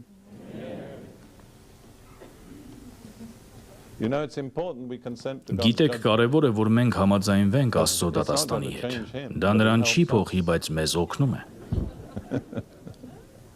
Այժմ անդրադառնանք մեկ հատվածի առաջին Թեսաղոնիկեցիներին 5-րդ գլխից, անմիջապես այն հատվածից հետո, որտեղ կարդացինք Տիրոջ գալուստի մասին, աղաղակով, հրեշտակների ձայնով եւ Աստծո փողի հնչյունով։ Առաջին Թեսաղոնիկեցիներին 5-րդ գլուխ 2-ից 3 խոսքեր։ Առաջին Թեսաղոնիկեցիներին 5-րդ գլուխ 2-ից 3 խոսքեր, որովհետև դուք ինքներդ հաստատ գիտեք, որ Տիրոջ օրը գալու է, ինչպես գողը գիշերով, անսպասելի նրանց համար, ովքեր պատրաստ չեն, բայց ոչ Աստծո զավակների համար։ Երբ ասեն, այսինքն այս աշխարհի մարդիկ, թե խաղաղություն եւ ապահովություն է, այն ժամանակ նրանց վրա կործանումը հանկարծակի կհասնի, ինչպես երկունքը հղի կնոջ վրա, ու նրանք չեն ազատվելու։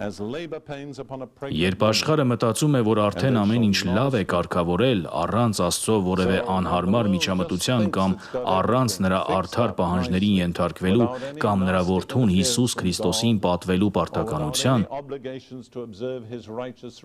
հենց այն պահին, երբ աշխարհը կարծում է, թե ամեն ինչ կարգավորված է, ամեն ինչ պիտի քանդվի։ Փառք Աստծուն։ Այժմ պետք է կարդանք հաջորդ համարը։ Իսկ դուք եղբայրներ խավարի մեջ չեք, որ այդ օրը գողի պես ձեզ վրա հասնի։ Մենք չպետք է անպատրաստ լինենք։ Թույլ տվեք ձեզ հարցնել սա։ Եթե այն տեղի ունենար այս երեկո, ապա որքանով եք դուք պատրաստ։ Որքանով եք պատրաստ հիմա։ Բարի, եւս մեկ պատճառ, թե ինչու մենք պետք է փափագենք Տիրոջ հայտնությունը։ Սա մի փոքր դուրս է գալիս մեր անձնական իրավիճակներից, ինչը շատ քրիստոնյաների համար շփոթեցնող է, որովհետև մենք ապրում ենք մեր սեփական կարիքների եւ խնդիրների փոքր շրջանակում։ Գրեթե երբեք չենք բարձրացնում մեր աչքերը դեպի հորիզոնը։ Այլ կերպ ասած, ես ասել եմ, որ խարիզմատիկ շարժումը մի փոքր նման է աստղագիտությանը Գալիլեոյից առաջ։ Դուք հիշում եք, որ Կոպեռնիկոսի համակարգից առաջ մարդիկ հավատում էին այն, ինչ տեսնում էին, որ արևը ամեն 24 ժամ պտտվում է երկրի շուրջը։ Նրանց աստղագիտությունը երկրակենտրոն էր։ Արևը պարզապես մի բան էր, որը պտտվում էր երկրի շուրջը։ Գալիլեոն ասաց, դա սխալ է, իրականում երկիրն է պտտվում արևի շուրջը։ Երբ նա ասաց, դա քիչ էր մնում նրան խարույկի վրա այրեին, մինչև որ հրաժարվեց իր ասածից։ Հետաքրքիր է, չէ՞ որ եկեղեցին չկարողացավ կրել այդ հայտնությունը։ Կարծում եմ, այստեղ ավելի խորը բան կա, քան պարզապես գաղափարների փոփոխությունը։ Չեմ կարծում, որ եկեղեցու դուրը գալիս է այն գաղափարը, որ նա կենտրոնում չէ։ Ճշմարտությունն այն է, որ Հիսուս Քրիստոսը արդարության արեգակը չի պտտվում մեր շուրջը։ Մենք ենք պտտվում նրա շուրջը։ Կարևոր չէ, թե մենք ինչ ենք ուզում կամ ինչ ենք մտածում։ Կարևոր է նրա կամքը, նրա նպատակը եւ նրա առաջնահերթությունները։ Ես ուզում եմ ասել ձեզ, որ խարիզմատիկ շարժման մեջ պետք է տեղի ունենա մտքի այնպիսի հեղափոխություն, որքան մեծ էր անցումը Կոպեռնիկոսից դեպի Գալիլեո։ Մենք պետք է սովորենք այլ կերպ մտածել մեր մասին։ Արեգակը մեզ վրա չի ծագում եւ մայր մտնում։ Հիսուսն է այն արևը, որը երբեք չի մայր մտնում։ Եվ եւս մի բան ասեմ ձեզ, քանի դեռ դուք զբաղված եք ձեր սեփական կարիքներով, դուք կապրեք դրանց մեջ։ Կարիքներից դուրս գալու ճանապարհը այն չէ, որ ձեր բոլոր կարիքները բավարարվեն։ Կարիքներից դուրս գալու ճանապարհը այն է, որ դուք ներգրավեք ձեզնից մեծ մի բանի մեջ, եւ ապա զարմանալիորեն կտեսնեք, որ ձեր կարիքներն այնքան էլ կարեւոր չեն։ Իրականում դրանք անհետացել են։ Կարծում եմ, խարիզմատները պատմության մեջ երբևէ եղած ամենակարիքակենտրոն մարդիկ են, ճիշտ է։ Դուք կարող եք ցանկացած տեղում մարդկանց հավաքել, եթե քարոզեք այն մասին, թե ինչպես կարող են նրանց կարիքները բավարարվել։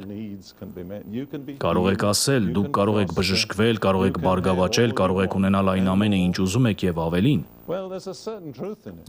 Դրա մեջ որոշ ճշմարտություն կա, բայց դա սահմաններից դուրս է։ Իրականում կարևորն այն է, ինչ Աստված է ուզում, նրա նպատակը։ Առաջին խնդրանքը, որ Հիսուսը մեզ սովորեցրեց աղոթել, ո՞րն էր։ Քո թագավորությունը գա։ Ճիշտ է։ Աղոթքի մեջ ավելի ներքև են դրված մեր կարիքները, տուր մեզ այսօր մեր հացը, ների՛ր մեր հանցանքները, փրկիր մեզ չարից։ Բայց դու պետք է ճիշտ դասավորես հերթականությունը, պետք է բարձրացնես քո աչքերը քո ամենօրյա հացի կարիքից, քո ազատագրման կարիքից կամ քո ներման կարիքից դեպի Աստծո գերագույն նպատակը, որը շատ պարզ է, նրա թագավորության գալուստը։ Երբ դու փնտրում ես նրա թագավորությունը, քո ցավող կոշտուկները դադարում են ցավալ։ Քանի դեռ կենտրոնացած ես քո ցավող կոշտուկների վրա, դրանք կշարունակեն ցավալ։ Ճիշտ է։ Եսակենտրոնությունը բանտ է, որի մեջ սատանան փակել է մարդուն։ Իմ ընկեր Բոբ Մանֆորդն ասում է, որ երբ մարդը ընկավ, փակվեց իր փոքր եսի տուփի մեջ եւ միայն Աստծո շնորհը կարող է կոտրել այդ տուփը եւ ազատել մեզ դրանից։ Երջանիկ մարդիկ նրանք չեն, ովքեր ապրում են իրենց համար, այլ նրանք, ովքեր ապրում են ուրիշների համար։ Բարի։ Մենք մոտենում ենք մի բանի, որը մեզանից մեծ է։ Սա չի ավելացնի գումար ձեր բանկային հաշվին, գուցե նույնիսկ ձեզ նոր Կադիլակ չտա, բայց դա հուզիչ է։ Այն, ինչ ուզում եմ ասել, այն է, որ Հիսուսի հայտնությունը կբերի ամբողջ արարչության փրկագնմանը։ Մենք նայում ենք մեզանից դուրս, հասկանում եք։ Խոսքը միայն եսի եւ իմ կարիքի մասին չէ։ Դուք հավանաբար լսել եք եկեղեցու անդամի ստանդարտ աղոթքը, որն այսպես է. Աստված օրհնիր ինձ եւ իմ կնոջը, իմ որդի Ջոնին եւ նրա կնոջը, մենք 4-ս, ուրիշ ոչ ոքի։ Իսկ եթե հոգեգալստական եք, ավելացնում եք գործք 2-4-ը, ճիշտ է։ Սա շատ մոտ է իրականությանը։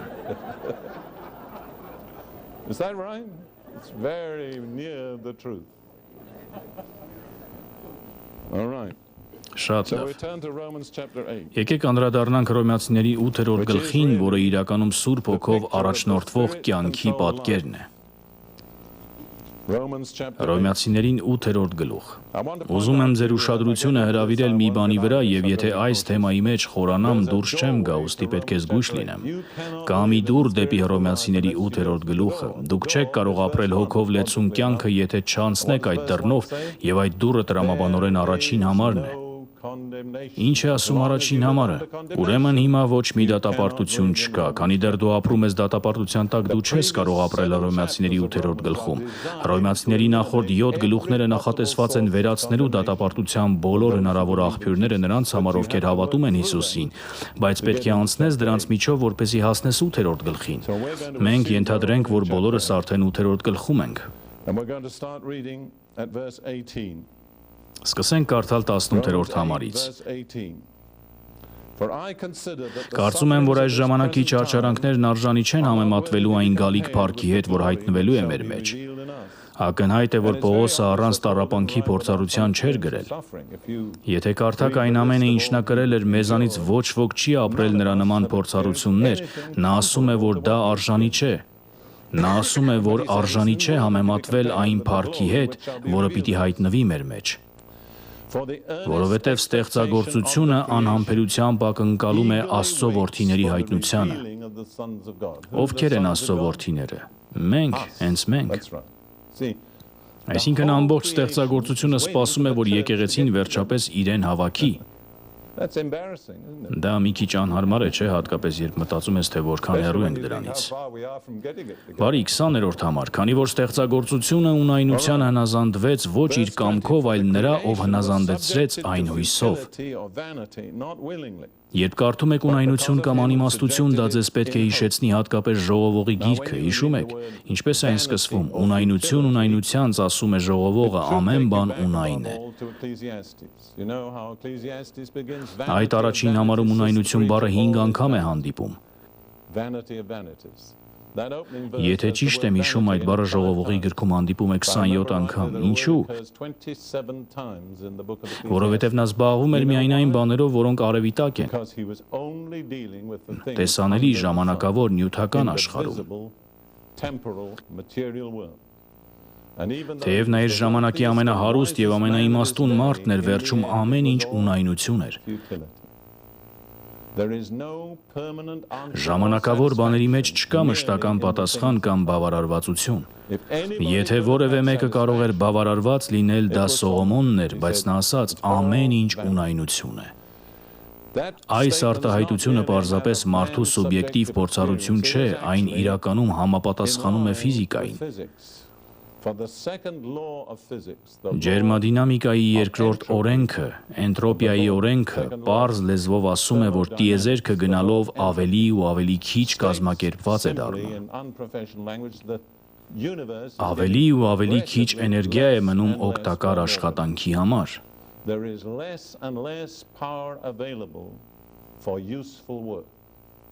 Եթե որևէ ուժ չի գործում համակարգը պահպանելու համար, այն աստիճանաբար անցնում է ունայնության, անիմաստության։ Սա զարմանալի է, որովհետև դա հաստատված, ընդունված ֆիզիկական օրենք է։ Ես երբեք չեմ հասկացել, թե ինչպես են գիտնականները դա հարմարեցնում էվոլյուցիայի տեսության հետ։ Ինձ համար այդ երկու բաները ուղղակի հակառակ են։ Ես երբեք չեմ հավատացել էվոլյուցիայի տեսությանը, հույս ունեմ չեք մտածի, թե ես միամիտ եմ, բայց ես պրոֆեսիոնալ փիլիսոփայության ուսանող եւ դասախոս եմ եղել եւ ուսումնասիրել եմ դա։ Նույնիսկ այն ժամանակ, երբ ես լիովին հեռու էի Քրիստոսից եւ եկեղեցուց, չէի կարող հավատալ էվոլյուցիայի տեսությանը։ Այն լի է հակասություններով, բայց սա պարզապես կողմնակի նշում է։ Սակայն որոշների համար դա կարող է խոչընդոտ լինել հասկանալու Աստվածաշնչի խոսքը։ Այսպիսով, ստեղծագործությունը ենթարկվեց ունայնությանը մարդու անկման պատճառով։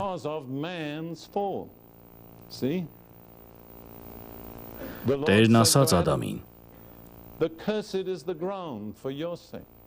Անիծյալ է երկիրը քո պատճառով։ Այն պիտի փուշ ու տատասկ բերի։ Մինչ մարդու անկումը փուշ ու տատասկ չկային, մարդը պատասխանատու էր Աստծո առաջ, նա Աստծո լիազորված ներկայացուցիչն էր ամբողջ երկրի վրա։ Եվ երբ նա ընկավ, նրա իշխանության տարածքը նույնպես տուժեց։ Սա զարմանալի փաստ է, բայց ճշմարիտ է։ Դուք երբևէ մտածել եք Հիսուսի մասին, երբ նրան բերեցին Պիղատոսի առաջ։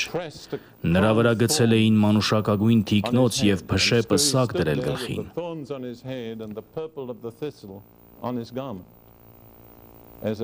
Նա կանգնած էր այնտեղ փշե և տատասկի պսակը գլխին և մանուշակագույն գույնը իր հանդերձի վրա, որպես վկայություն, որ նա կրում էր այն անեծքը, որը մարդու մեղքը բերել էր երկրի վրա։ Քանի որ Հիսուսը դարձավ անեծք, երկիրը վերջապես պիտի ազատագրվի այդ անեծքից,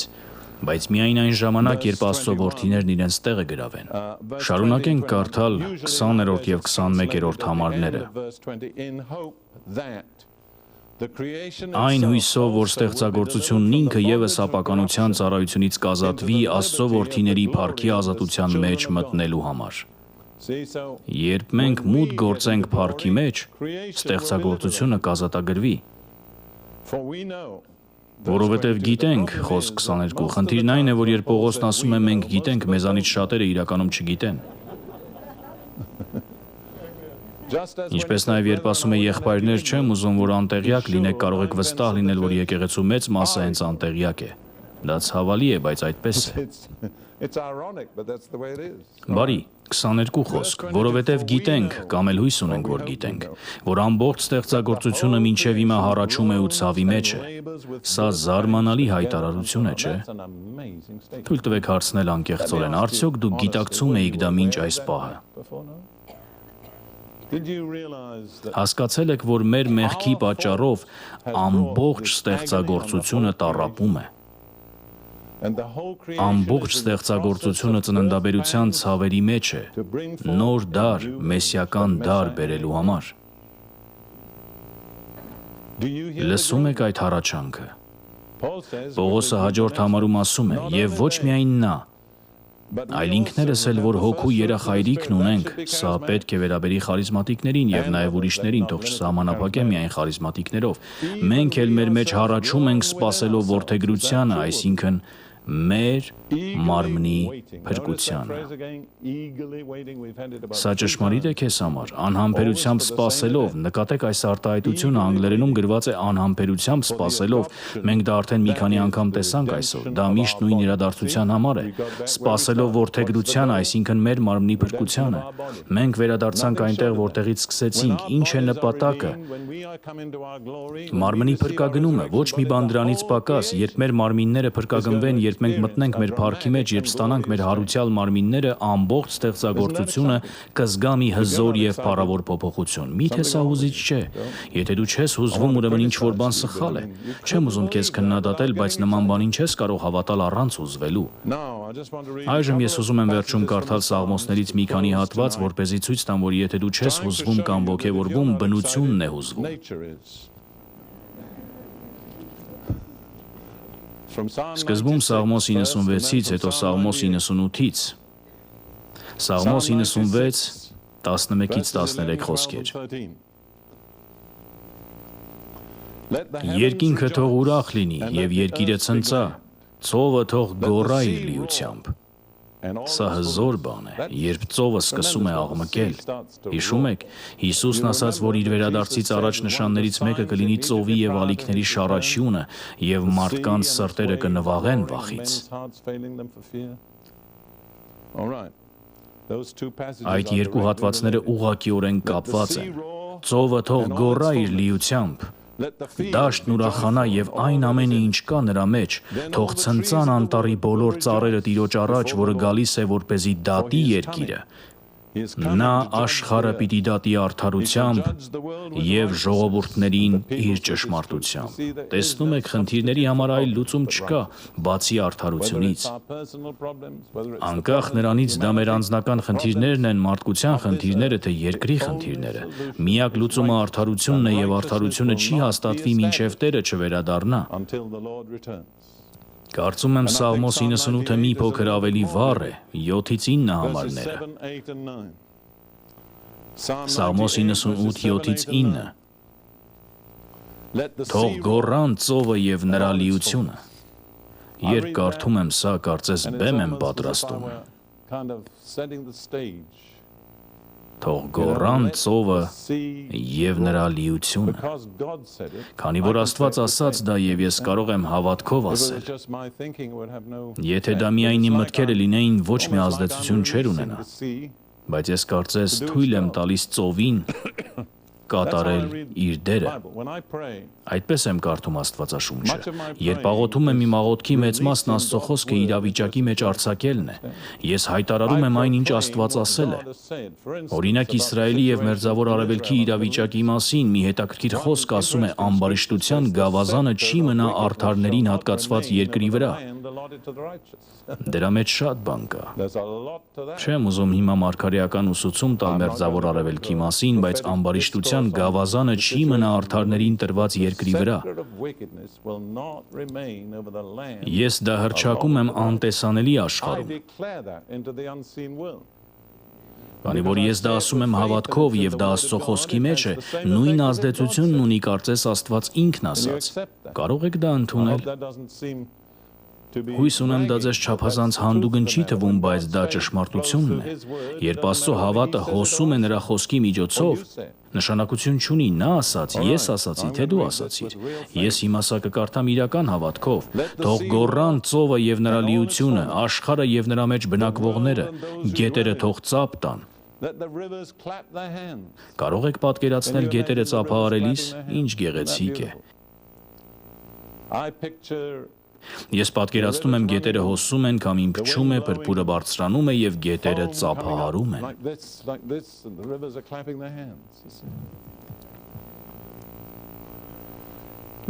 Սարերը ցնծան միասին Տիրոջ առջև։ Ինչու՞։ Քանի որ նա գալիս է, որը գալիս է դատելու երկիրը։ Նա պիտի աշխարհը դատի արդարությամբ։ Նկատեցիք շեշտը արդարություն բառի վրա և ժողովուրդներին ուղղամտությամբ։ Թույլ տվեք ձեզ անկեղծորեն հարցնել, և ես ավարտում եմ իմ ուղերձը։ Հնարավոր չէ, որ բնությունն ավելի ոգևորված է, քան եկեղեցին։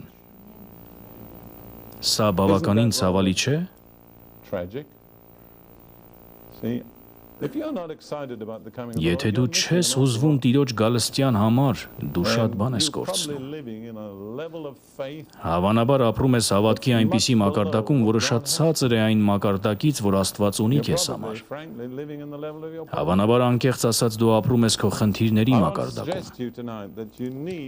Ես ուզում եմ այսօր ձեզ առաջարկել, որ դուք բռնեք այս ճշմարտությունից, որ սա այն օրհնյալ հույսն է, որը դրված է եկեղեցու առաջ։ Սա մեր անձնական փրկության լրումն է, մեր միության լրումն է Տիրոջ հետ և միմյանց հետ, երկրի և ամբողջ ստեղծագործության փրկագնման լրումն է։ Սա հուզիչ է։ Մի բան, որ ինձ տպավորում է, այն է, թե որքան շատ բան է կախված եկեղեցուց։ Վերջի վերջո մենք Քրիստոսի մարմինն ենք, և Աստված երկրի վրա ոչինչ չի անելու, որը շրջանցի իր մարմինը։ Հասկանում եք, որովհետև դա կվիրավորի գլխին Հիսուսին։ Մենք պետք է բարձրանանք մեր կոչման բարձրությանը։ Մենք պետք է ավելի քիչ ժամանակ անցկացնենք հեռուստացույցի առաջ և ավելի շատ ժամանակ Աստվածաշնչի առաջ։ Գիտեք, ես շատ տեղերում մարդկանց ասել եմ, եթե ուզում եք իսկապես դառնալ հոգևոր հսկա, կարող եմ ասել ձեզ ճանապարհը։ Պարզապես փոխեք երկու բան։ Փոխանակեք ձեր Աստվածաշնչի հետ անցկացրած ժամանակը հեռուստացույցի առաջ անցկացրած ժամանակի հետ, փոխեք դրանք, և դուք կդառնաք գերազանցապես հոգևոր։ Ճիշտ է, սա բոլորիդ մասին չէ, բայց մեծամասնության մասին է։ Ես հեռուստացույցի դեմ չեմ, բայց հավատացեք, այն չի ասում այն, ինչ ասում է Աստվածաշունչը։ Կուզենայի, որ մի պահ մտածենք այս ամենի մասին, այն թեմայի մասին, որը ներկայացրի, և անկեղծորեն գնահատենք մեր վիճակը։ Կուզենայի խնդրել, որ մի քանի պահ գլուխներդ խոնարհեք Կուզենայի խնդրել, որ մի պահ գլուխներդ խոնարհեք աղոթքի մեջ եւ փակեք Տիրոջ եւ այն խոսքի։ Կուզենայի խնդրել, որ մի պահ գլուխներդ խոնարհեք աղոթքի մեջ եւ փակվեք Տիրոջ եւ այն խոսքի հետ, որ լսեցիք։ Մտածեք այն մասին, ինչ սովորեցրի։ Ես հավատում եմ, որ կարող եմ ասել, այս ամենը ուղիղ Աստվածաշնչից է, եւ հետո ուզում եմ ասել, միգուցե այս երեկո հասկացել եք, որ այնքան էլ հուզված չեք Տիրոջ գալստյան համար, որքան պետք է լինեիք, որ այլ բաներ եկել են եւ կանգնել այս փառավոր հույսի եւ ձեր միջև, որ գուցե չափազանց խորն եք խրված այս աշխարհի բաների եւ ձեր անձնական խնդիրների մեջ։ Այս երեկո դուք կցանկանայիք խնդրել Տիրոջից նրա ներումը, նրա ողորմությունը եւ ձեր կյանքի մեջ հոգեվոր նորոգում, որպեսզի ձեր առաջնահերթությունները համընկնեն Աստծո առաջնահերթությունների հետ։ Եթե ուզում եք այդ որոշումը կայացնել եւ այդ աղոթքը անել, խնդրում եմ մի պահ բարձրացրեք ձեր ձեռքը որպես նշան։ Դա հրաշալի է։ Փառք Աստծուն։ Նրանք, ովքեր բարձրացրին իրենց ձեռքը, խնդրում եմ կանգնեք։ Եթե բարձրացրել եք ձեր ձեռքը եւ ուզում եք այդ աղոթքը անել, դա ոչ մի դատապարտություն չէ նրանց համար, ովքեր չեն բարձրացրել իրենց ձեռքը։ Մենք բոլորս պարտադիր չէ, որ բարձրացնենք մեր ձեռքերը։ Հիմա մենք պատրաստվում ենք ավարտել աղոթքով, ես ձեզ կառաջարկեմ այս խոսքերը, որ դուք ասեք, բայց դրանք որևէ ազդեցություն չեն ունենա, եթե չասեք Տիրոջը ձեր սրտից։ Ասեք այս խոսքերը. Տեր Հիսուս Քրիստոս, ես հավատում եմ, որ դու գալու ես փառքով։ Ես հավատում եմ, որ սա այն օրհնյալ հույսն է, որը դրված է մեր առաջ։ Բայց Տեր, այդ հույսն իմ մտքի մեջ դարձել է աղոտ եւ իմ առաջնահերթությունների մեջ ցածր։ Ես չափազանց շատ ուշադրություն եմ տվել այլ բաների։ Տեր, ես ուզում եմ խնդրել, որ դու ներես ինձ, ազատես ինձ ամեն տեսակ կապանքներից եւ քո գալստյան իրականությունն ինձ համար շատ կենդանի դարձնես։ Օգնիր ինձ, Տեր, ճիշտ պատրաստվել, որպեսզի պատրաստ լինեմ այն ամենին, ինչ գալիս է երկրի վրա, եւ որպեսզի կարողանամ կանգնել քո առաջ, մարդու որդու առաջ, քեզ տեսնել քո փառքի մեջ եւ փոխակերպվել քո նմանությամբ։ Հիսուսի անունով, ամեն։ Շնորհակալություն, Տեր։ Հիմա մի փոքր ժամանակ վերցրեք եւ ինքներդ աղոթեք։